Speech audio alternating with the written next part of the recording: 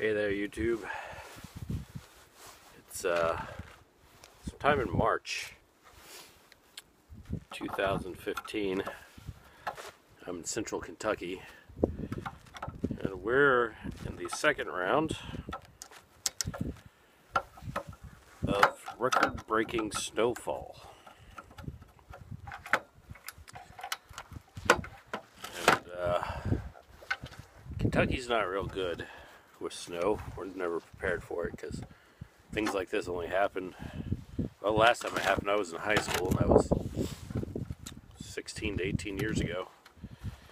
And so we just don't really prepare for it all that much because we don't use it that much. But as you can see behind me, it doesn't look very much. I mean, look like very much, but if you look over there, that's a car. Those are cars down there. We got about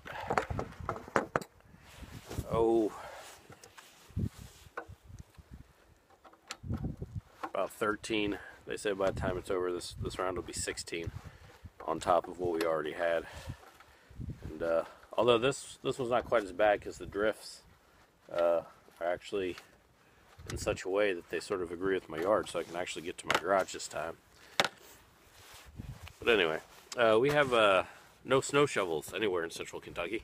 I've been looking for 2 weeks since the last round of snow and haven't been able to find any, so I've gone to the scavenger pile, and as you can see, this is an old pull ladder. I'm taking some parts apart. Ow, my finger actually just glued itself to the pole. Anyway, I'm trying to find some parts, and I'm going to make a snow shovel, so watch if you want. If not, Godspeed.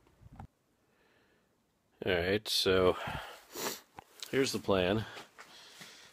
Got some bolts here. This is a head bolt from an old car. I got some of these metric bolts. These two white poles here are going to be my main frame. And got this bike wheel here.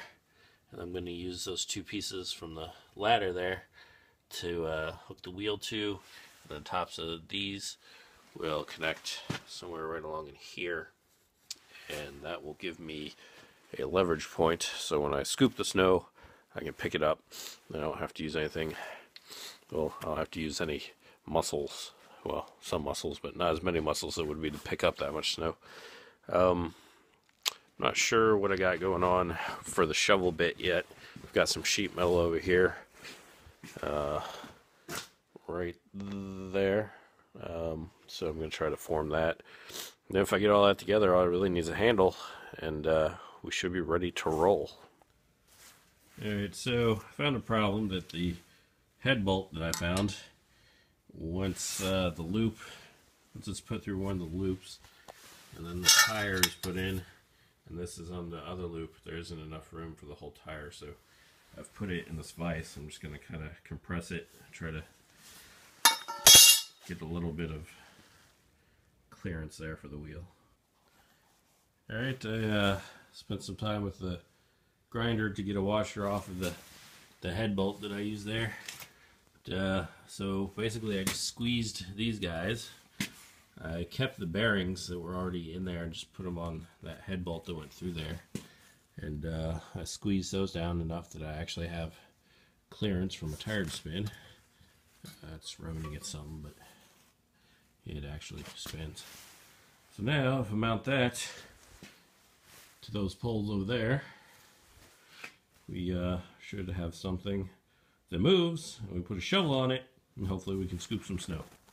Alright, what I'm doing here is sort of finding out where I want that to be positioned along the main backbone. I've opted out of the metal poles and gone with this 2x4. I gotta get this done in a hurry, and I just didn't feel like dealing with drilling into the metal and stuff. So I'm gonna go ahead and mark these.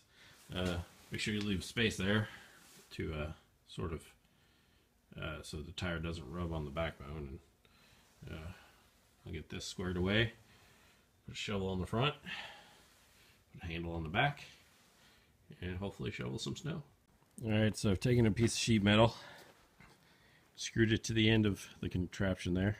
Of course, it's upside down right now. You won't use it that way. And then I took these little struts and ran them in. I haven't screwed them down yet. I'm getting ready to. But you get the general idea. I bent that sheet metal. You can see it's curved. And that's so it'll scoop up the snow. I'll get those screwed in and we'll try it. Alright, I've fixed the struts. Secured that.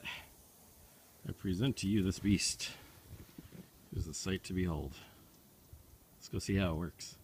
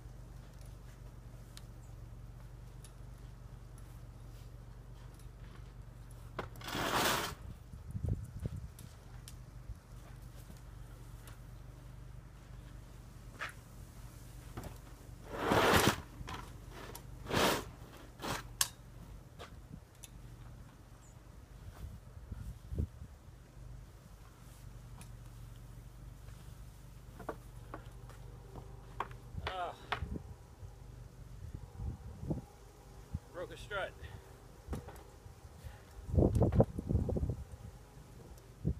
See if we can get that screwed back in.